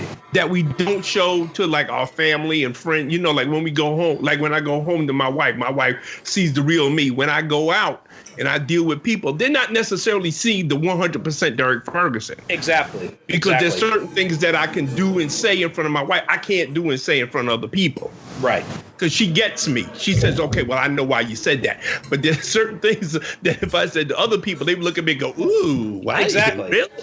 Yeah, you know, so a lot of us are like Clark Kent and Superman in that, that when we go outside, we have to put on this persona and be this other person than what we really are, because there's certain things in society you can't do or say that you would do at home in front of your friends and family. Yeah. Another thing that kills me about a lot of the complaints about Superman is, and I'm gonna bring it back to Man of Steel. You know, if we ever cover Man of Steel on the show, I'm gonna be hammering that movie relentlessly. But one of the things that defenders of that movie always say is that they bring up I bring up Superman killing Zod, and they say, well, he has to learn his no killing rule. And I'm like, how do you have to learn that killing people is bad? Yeah. I just never understood that logic. Yeah, that's kind of like, see, you know what? You don't have to poke me in the eye with a stick for me to know that that's wrong. Exactly. You know, no, see, that should be, you know, you don't have to kill somebody in order to say, okay, well, you know what? Maybe I shouldn't kill people. No, that's not, I mean, I've never understood that. Now, give me any other reason for why he kills Zod because there was no other way for him to go. You know, tell me that. But the Superman I know, okay, like the Christopher Reeve, he would have found another way. Exactly. You know, any other Superman that I can think of, they would have found another way, because that's who Superman is. He's always going to find. He's like Captain America in that respect. He's always going to find another way. Right. You know. Right. So I mean, Man of Steel. Well, we should put that on the list. You know, of movies to cover. You know, because I've got my issues with Man of Steel as well. You know. One of the things that I just completely lost my train of thought. But I would completely forget what I was going to say. But something else I did on a different tack. I wanted to ask you, because you've seen the 3-hour cut. I've never seen that one. The version I have only has the ultimate edition, like the director's cut version, and the theatrical cut. It doesn't have the extended one, which I think was only on the Blu-ray. So I know it's probably been years since you've seen the other versions, but what are some of the? Can you think of any major differences? Okay. In the extended cut, there's a subplot that a lot of people might not be aware of, where Lois Lane actually goes to interview this Native American chief. Okay. And it turns out that a lot of the land that Lex Luthor has bought, because his scheme is to have the nuclear missile go into the San Andreas Fault, break off California, then all of the millions of acres of land that he's bought, that'll be the new California, in other words. That'll be new beachfront, land that he plans on making millions and millions of dollars on. Well, Lex Luthor bought that from Native Americans. Yeah. There is one scene in the version I saw with that, where she's interviewing him in the car, and he says, like, for the amount of money they paid me for this worthless land, I hope it's Custer. Right. And then he goes on to talk about how that the dam was built, and when the dam was built, that kept the water off their land, and that's why their land is now worthless. Okay, so that part wasn't in there. So that's something that's different. So that's an extended subplot that a lot of people. Also, it has, which probably is on your version too, where Superman, where he runs the gauntlet when he goes to Lex Luthor's underground hideout, where he's frozen. The freeze. They turn on the air conditioners and they freeze him. Right. They try burning him and everything. Right. I think he also fires machine guns. There you go. Yeah. There's a longer scene after Pa Kent dies where Ma Kent, she wakes up and she's walking through the house and she's calling for Clark to wake up, and he thinks that he's still in bed, but he's standing way the hell out in that field someplace, and he makes the poor woman walk like it looks like half a mile to where he's at, and he's just standing there. Huh? And he's just standing there. Yeah. He's just standing there, and she comes out there and they have the conversation, everything like that. But it's also a good scene in that it just shows you how isolated, the Kents are from everywhere, because as I remember back in the comic books, I think it was John Byrne had said that there was like a snowstorm that year. And that's how the Kents got away with saying, okay, yeah, well, we had a child because I had to deliver the child by myself. Pa Kent said, yeah, well, she was pregnant and we was isolated by the snowstorm. I think that's what he said. Yeah, I believe in Man of Steel when he did the 6-issue Man of Steel, because he said that always bothered him as to how did the Kents just all of a sudden pop up with a child and nobody questioned them and stuff like that. They addressed that in the movie, if you remember, because when they find him, and he's fixing the tire, and she says, "We could say he's the son of my cousin from North Dakota, recently orphaned." Yeah. Right. That's what she said. She said, well, that, we'll do that. He goes along with it. So, yeah, I mean, listen, there's plenty of ways they could explain it away. Yeah. There were some things I would have just said, listen, mind your damn business. Yeah. Well, because I remember the original version, it's like they dropped him off at an orphanage and they went the next day to adopt him, which today you could not do that. Right. Yeah, exactly. Like you can't just show up to an orphanage and then that same afternoon walk out with a kid. Exactly. Yeah. So yeah, they do need to find new ways to explain that away. In fact, Smallville dealt with that. They had because the Luthors were also involved in the meteor shower that brought Clark to Earth, and they helped each other out. And Lionel helped them sort out the adoption stuff. Mm-hmm. But most of the scenes that are in the 3-hour version, basically they're mostly like extended versions of remember the scene where Clark and Lois, the guy mugs them and he catches the bullet? Okay. Now after that, that's where we're introduced to Otis. Because when Clark and Lois, they walk out of the alley and they walk out and they catch a cab, and Otis walks right by them. Ah, I see. Yeah, and he crosses the street, and then we're introduced to the 2 police officers. Right. They have a little conversation, they're talking and stuff like that. So there's a little bit more. Most of the scenes that we get in the 3-hour version are basically just extended versions of scenes that we've already seen, but for some reason they were chopped off because I guess they felt that they didn't go with the flow of the story. Like there's a little bit more with the Kryptonian Council. Mm-hmm. Jor-El has a little bit more dialogue with them, which I appreciate because there's 2 wonderful actors in that scene, Trevor Howard and Harry Andrews, 2 wonderful British actors. In fact, Trevor Howard, I was just reading about this. He hated the fact that he was going to have to film with Brando. Really? Yeah, apparently they had some feud or something. Let me see. No fooling. I would never have guessed. So when they were filming Mutiny on the Bounty, they had a very bad relationship. Oh yeah, that's right. They were mutant. Okay, yeah, they were mutant.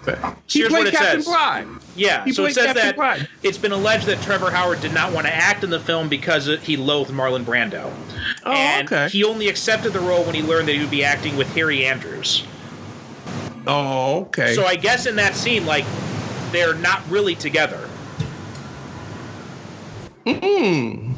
No, they are, because there is a definite scene where they're standing there and they're close enough to each other that they're in the same shot. Okay, so maybe it was just the fact that Harry Andrews was there too. He was able to mitigate it. Well, maybe but something? A lot of times these actors, like for instance, one thing that always impressed me about the cast of Star Trek, the original cast, is that apparently they all hated William Shatner's guts. Yeah. But with the exception of Nimoy. Yeah, Nimoy got along with Shatner. Yeah. But everybody else, what's his name? James Doohan. James Doohan would not speak to Shatner unless they were actually working on set. That was the only time he never had. But if you look at the TV show and especially the movies, you would never get that. Right. You would honestly believe that these people have been friends and co-workers for most of their adult lives because, they're risking their lives for each other. You would never get that. None of them hated, that's what I got, that they absolutely hated William Shatner. But you would never get that from them. So I guess Trevor Howard was professional enough to say, well, you know what? Listen, I only got to do a couple of scenes with this guy and then I take my check and I'm out of here. So yeah. but in the extended version, we just get like certain scenes that are played out longer than, where if you had seen like the theatrical version, you would say, okay, well, this is the same scene. It's just like another 4 or 5 minutes that's added on to it. And that's pretty much how it plays out for the whole thing. Like the whole earthquake scene, there's more. Yeah, like you see the Hollywood sign. Sorry, that's a little bit long. You're breaking up a little bit there. Can you say that again? Excuse me. No, I was saying that in the earthquake scene, you see the Hollywood sign, fall over. Right. Yeah. I don't think that's in the theatrical version. The scene was not in the theatrical, but I think it is in the director's cut. Okay, and well, there's what about 3 or 4 different cuts that are floating around. There's I think it's 3. I think there's the original theatrical cut, which is only like an hour and a half or something like that. There's the Ultimate Edition, which they first released on DVD back when it first came out on DVD, like in 2000 or something like that. Okay, and then there's the extended one for TV. Oh, okay. Well, I have the extended TV version. That's the 3-hour one. That's 188 minutes. And then I have as part of the same package, it's on a separate disc. It's the special edition, which I understand that's Richard Donner's cut. That's the one that he prefers. Exactly, yeah. And that's the one with the commentary and everything like that. Now, on that one, it's got a bunch of deleted scenes, but the deleted scenes are the ones that are in the 3-hour version. It's just included, it's not like a separate menu that you go to and see the deleted scenes. If you watch the 3-hour version, those deleted scenes have been put back in the movie. Right. Okay. Yeah. Okay, so just basically like little extensions, nothing really major. No, nothing. No, there's nothing. So anybody's listening to this, you don't feel you got to run out and you got to buy the extended edition. No, you don't. I mean, it's just basically just extended version. I mean, if you're a Superman groupie like me and you just want the whole 3-hour package, which I do recommend, mind you, that if you do love Superman and you want to get the whole Superman the movie experience, I do recommend that you get the 3-hour version, because that's like the whole epic story, right? Complete in one package. And as a matter of fact, if you watch that, you don't even have to watch any other you don't have to watch Superman 2 or 3 or 4, The Quest for Crap, or, any of those other ones. Serious. I don't have any of those movies. All I have is just Superman the movie, and that's it. I'm happy with that. I've got Superman. I've got the Superman the movie, and I've got the Richard Donner cut of Superman 2. Yeah. Okay. Yeah. And as far as I'm concerned, the series stops after the Donner cut. Oh, okay. Yeah. I don't really care much for the theatrical Superman 2 with the Lester version. No, I don't. Even when I saw it, I didn't care for it when I saw it in the movie theater. I said, it's okay, but you know what? To me, the Lester version didn't have that spark. It seemed to me that Lester was It seemed to me that Lester was making it, but he didn't have much respect for the material. Exactly. He put a lot of slapsticky stuff in it, which really came out because he directed Superman 3 all by himself, and the slapstick stuff really came out in that. Yeah. So but, that's why the less said about that movie, the better. But that's something we could add to the list too, is the comparison of the Richard Donner and the Lester cuts of Superman 2. Okay, well, you know what? I haven't seen the Donner cut. Let me get that one and let me watch it, and then we'll we got a ways to go because I think we got some other stuff we want to cover first. But that's something to consider later on down the line. But like I said, as far as I'm concerned, I just have that movie, the Superman movie, and that's it. I'm happy with that. You know. Yeah. So, do you have any final thoughts about this film? Just to amplify what I said earlier, this movie is like, okay, this is like the Citizen Kane of superhero movies. Mm-hmm. Like how everybody said that Citizen Kane transformed movies forever. Mm-hmm. Well, Superman the movie, for me, transformed superhero movies forever. Never again after that would we look at superhero movies the same way again, or would they be made the same way again? Right. When people tried to go back to the earlier format of like the Batman 66, you know, they got torn apart for it. Like you look at Batman and Robin. Right, yeah. Because it's like, you know, it's like when Moses saw the burning bush, he was never the same again. Right. And once we had seen Superman, the movie, and once we saw what superhero movies could be when they were treated as movies. Right. With story and heart and character and attention paid to, you know, special effects. And, you know, once we saw that, we turned the corner and we said, okay, well, we're all in. Exactly. I mean, that was it. I mean, from then on, you know, superhero movies were never the same again after Superman. Say whatever you want about it. If you don't like it, folks, I respect that. I understand that. But it cannot be denied that this was the turning point as far as superhero movies go. And, you know, but the crazy thing about that, though, was it took like 30 years for Hollywood to really realize that. This is true. Because it wasn't, because you had Superman the movie, and then like 10 years later you had Batman, and then after that, you know, you kind of had this downward spiral. You had, but it wasn't really until probably Iron Man that they really embraced this style. Like they embraced the superhero concept. Because like you had other movies that were good. You had like, you know, you had the X-Men movies, you had Sam Raimi's Spider-Man movies, but none of them really embraced the idea of, hey, being a superhero is actually kind of cool until Iron Man. True. Now, a lot of people, because I've had this argument with a lot of people say, oh, well, what about Blade? Blade changed superhero movie. I said, no, not really. I said, because you have to understand something. Blade was not marketed as a superhero movie. No, it wasn't. It was marketed as a Wesley Snipes action movie. In fact, you watch that movie again, you will not see Marvel listed anywhere in the credits. Yeah, when they bring up the creator credits, it says it's credited to Marv Wolfman and Gene Colan. Nothing about Marvel Comics. Yeah, because that's how it was packaged strictly as a vehicle for Wesley Snipes as an action horror movie. It wasn't considered to be a superhero. Yeah, it wasn't until we go all the way to Iron Man, and then when we get to Iron Man, and we'll get to that somewhere down the line, folks. But yeah, that's another touchstone that changed the game as far as superhero movies are concerned. I don't think, you know, we had X-Men before that, but X-Men was kind of... Well, the thing about... X-Men didn't really embrace the superhero concept of it. It was more just...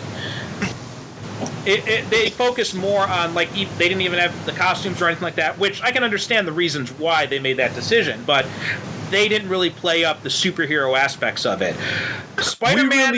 Spider-Man, you know, Sam Raimi's Spider-Man movies, to a greater extent did, but it was still it's the Spider-Man thing where, you know, he's a superhero, but he doesn't really like being a superhero type of thing. So, but the idea of I'm a superhero and I love it, that is something we saw in Superman and we didn't really see again until Iron Man. Yeah. I mean, like the X-Men, we really need to do a whole series just on the X-Men, because the X-Men encompasses so many other things, and because they were set off in their own other universe, separate from the rest of the Marvel universe, that's a little bit different from your regular conventional superhero movie. I think that, you know, just like they're put off in their own universe, but like you said, we didn't get the superhero enjoying being a superhero again until we get to Iron Man. Exactly. Yeah. And for my money, like I said, you know, you've got Byrne's Man of Steel, you've got Mark Waid's Birthright, but you've got the Zack Snyder's Man of Steel, but in all those origin stories, like this one still, I think this is the definitive Superman origin story. Yeah. Yeah, I mean, for me, like I said, if anybody was to, I know I was on Facebook earlier today, and somebody, I think it was Stacey Dukes, he had mentioned, he said, well, for him, the definitive Superman origin story was the 3-part Last Son of Krypton from the animated series, which Superman is good, but like I've got issues with the influence it takes from John Byrne's series. Like I've got a lot of issues with John Byrne's. The one exception is he didn't do the Superboy thing, and he reimagined Lex Luthor, which was actually more Marv Wolfman's doing than anything else. Right. Well, even John Byrne himself says that most of his influence from Man of Steel came from this movie. Yeah. Yeah, this was it. I mean, I basically think that when I wrote fan fiction a million years ago, and I wrote Superman briefly for JLAU 2001, I based it on this Superman. This is Superman that I based my Superman on. Right.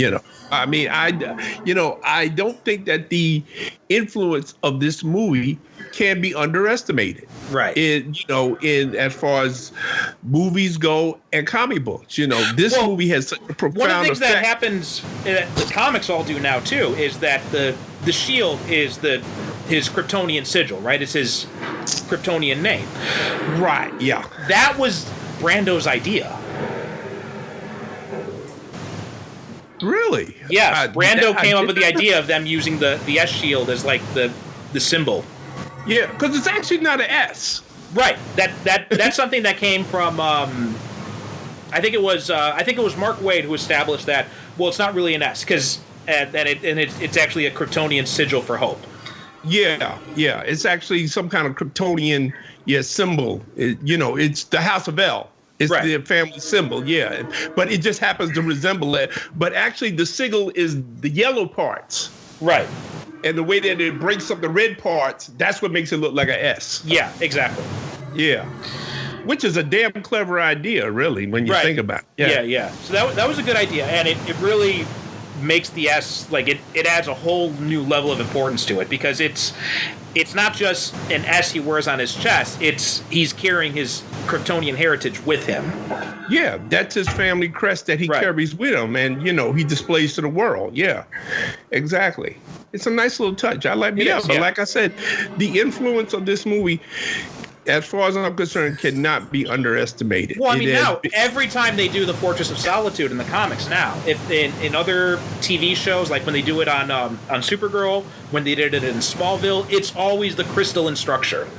Yeah, it's always a crystal technology, which to me, which also was another brilliant idea, because it gave it such a unique look. Right. It wasn't just, the machinery that we're used to and everything like that. The crystalline structure gives it a whole otherworldly look and everything like that, and gives you the impression, well, this is a technology so far beyond our level, it's like magic. But at the same time, it doesn't feel too alien. No. It's like it somehow it strikes that perfect balance. Yeah, exactly. Which is what so much of this movie does for me. In so many ways, it just strikes the perfect balance. Even like you say, when we were talking earlier, and we were talking about, okay, well, the mood goes from serious to comedy, from this to that. Well, you know what? In life, a lot of times we'll be in the middle of a deadly serious situation, and yet we're laughing at it. We find something humorous and everything like that. So, everything about this movie, to me, yes, okay, I'm going to give y'all the poem, Margot Kidder, yuck, and everything like that. But hey, that's the only thing. Like, if you had me recut this movie, that's the only thing I would change. I would just mute her dialogue during that scene and just have the voice, the music. But other than that, like, even the stuff I've criticized, it all still kind of works together. Yeah. I mean, this is one of the few movies that I still feel from that era, that even when you put it up against the superhero movies that we have today with all of the technology and everything like that, I still feel this holds up very well. It does. The effects aren't as polished, but it still works really well. Which is the only thing, I'll go along with you with that. I would take out the voiceover, the Margot Kidder, and I would probably take the opportunity to do a little tweaking of the special effects. Yeah. Not much, not enough to spoil the charm of the original intent. But yeah, there are a couple of the flying scenes that are like a little bit shaky. Yeah, it looks a little too obvious that they're flying in front of a projector screen. Right. I would probably take the opportunity to fix that. But otherwise, I wouldn't mess around with this movie too much because a lot of the charm is when it was made and how it was made. Right. You know, because you look at it and you say, wow, well, how did they do that? And how did they do this? And how did they do it? And there's a lot of stuff that they did that was practical effects. Like a lot of the scenes, like the scene where Christopher Reeve, where he delivers Lex Luthor and Otis at the end of the movie. He brings them to the prison and then he flies out. They actually had a crane that they lifted him up out with.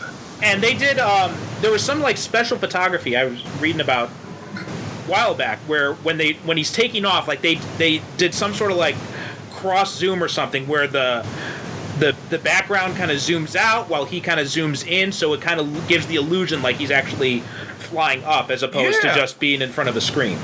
Yeah, I mean, there was of course, now they just go into a computer and they do all that stuff. A lot of that stuff they had to figure out how to do. Exactly. You know, because the whole tagline of the movie that they base on, you believe a man can fly. Which I think is what I'm going to call this episode. Okay. I think that's most appropriate. I mean, it's true. Like, you watch that movie and you believe he's Superman. Oh, yeah. 100%. Like I said, this movie, I cannot state it enough that this guy, Christopher Reeve, his legacy is that, he convinced us that there was a Superman. Right. And he was Superman. Yeah. He was. Absolutely. And in his real life, too, like after his accident and everything, like he did so much humanitarian work, right? He was just an amazing human being. Yeah. Yeah. I mean, he suffered a trauma that a lot of us, and listen, I'm not going to lie, that would have broken me. Oh, yeah, but definitely. No, he just kept on. It just made him stronger, and he kept on doing whatever he could, and I think that, and he even said it himself, he said that by playing Superman, he thinks that he integrated a lot of the values of Superman into his own life as a human being. Just by playing that guy, and which I think was a marvelous thing, which is, like I said, people talk about they can't relate to Superman. Well, Superman, there's a lot of what Superman is that we should aspire to be. Well, this is the thing that always gets me when, I go on forums and stuff and I see people bitching about superhero movies, and I'm just like superhero movies, that's our modern mythology. I'm not afraid to say that I got my values from Superman. Oh, yeah. Oh, listen. Yeah. I mean, there's a lot of things in my life that I believe in, and a lot of things that I try to demonstrate on a day-to-day basis, just dealing with people, just going through life. And a lot of that, and no, like you, I'm not ashamed to admit it, I got it from superheroes. Exactly, yeah. And you don't have to go out, you don't have to run into a burning building, or you don't have to rescue a cat from a tree, just by being a decent person. Right. You can be a superhero just by being a decent person. You see somebody that's in the street, that needs help, just give them directions. Exactly. Hey, are you lost? Oh, okay. Well, you go down to the corner and make a right. Or, somebody needs, just a sandwich. You see somebody that's in the street that looks like they down and out, buy them a sandwich and give it to them. Right. Don't take much. I think pretty much said everything we need to say about this movie. We've been running our mouth for almost 2 hours. Well, that's how it happens when you and I get together. Yes, this is true. We just go on and on and on. Yeah. Listen, I'll be honest with you. Talking about Superman the movie, I could easily go on for another 2 hours. Really. Oh, I mean, me too. I probably could, yeah. And we'll be able to talk about other Superman movies in the future, so we'll be able to run our mouths off a lot more about this. Because you and me, I'm pretty sure you and me are agreeing, Superman's our favorite character. Oh, yeah. Yeah. I mean, when my top 5 superheroes is Superman, Thor, the Black Panther, the Hulk, and who else? Well, that's 4. Who else? Batman? No, not Batman. But yeah, Superman, he's in my top 5. Yeah. He's definitely. I think I'd probably put him as number 1 with a bullet for me. Yeah. But so one of the things we're planning on doing with this show is alternating our picks for what movie we're going to talk about. So I did Superman the movie for this one, and that means it's your turn to pick the movie for the next episode. And okay, so we did Superman this one, which is only right and fair that the first episode we do Superman. And I thought that for the second one, well, if you're going to do Superman, who are you going to do next? Well, obviously Batman. Mm-hmm. So the next time that you folks listen to us, Perry and I will be discussing the 1989, directed by Tim Burton, starring Michael Keaton and Jack Nicholson and Kim Basinger, Batman. Sounds good to me. And but with the time we're recording this, I haven't actually set up the website yet, but by the time I get the episode edited and everything, we'll have some post-credit reel where you'll hear where to find the episode. But is there anything you want to promote in the meantime, Derek? Absolutely. I always want to promote stuff, you know that. Folks, if you like movie reviews, you can find the Ferguson Theater. Just Google it in because I don't know the URL. I'm not going to bother looking it up. Once we got the website set up, we'll have a link to it on there. Yeah, once you get the website. Yeah, so you can go to that one. I've got about like 400 movie reviews I've written that are up there now. Go check them out. I also have Ferguson Inc. That's spelled INK, which is my website where you can go to find out all my other stuff that I'm doing. I have interviews with other writers on there, including one with my esteemed co-host. You can find. I also have a Patreon page. Perry will have a link up for that too. Where I have exclusive content. I have 3 serials that are currently running, and you know, if you like listening to me talk, you probably like what I write as well. So you can go check that out. I also, if you want to hang out with me and Perry online, he's on Facebook, I'm on Facebook, and I also have a Facebook group called Usimi Dero, where a lot of my good friends who are writers and other creative folk, we all just hang out and have a good time and get together. Yep, and for me, I got bunch of books out. You can find them all on my website. I think it's like up to 30 now. You can find them all through my website, percivalconstantine.com. I've also got another podcast I host on my own, which Derek has been the one and to date only guest on. And that's and that's Japan on Film, where I talk about Japanese movies, because in my day job, I teach a class about Japanese cinema. So I had too many movies to cover, so I started doing a podcast to kind of make up for all the stuff I wanted to talk about. So you can find that at japanonfilm.com. All right. I think that's all we have to do for now. And Derek, a pleasure as always, my friend. And I'm looking forward. Absolutely. Thank you so much for this opportunity. I had a good time, as I always do, talking movies, and especially talking movies with you. Me too. Hopefully we can keep this going for a while. And anything else? Find us online, and looking forward to the next episode when we'll be talking about Batman. And by all means, if you enjoyed this, please let us know, and let us know what superhero movies you'd like to hear us talk about. Absolutely. Please drop us a recommendation. We'll have contact info in the credit reel once I get that recorded separately, so you'll be able to hear where you can get in touch with us, where you can drop us a line. Let us know what you think. Drop us a review on iTunes, because that'll help us get some more exposure for the show. And absolutely.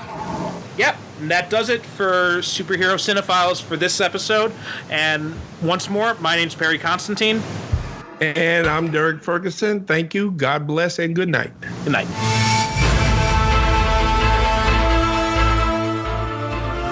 Thanks for listening to the Superhero Cinephiles podcast. If you have any questions or comments about this or any other episode, or if you have a superhero movie or TV show you'd like us to cover in a future episode, you can email us at superherocinephiles@gmail.com, or you can also visit us on the web at superherocinephiles.com. If you like what you hear, leave us a review wherever you get your podcasts. Each review helps us reach more potential listeners.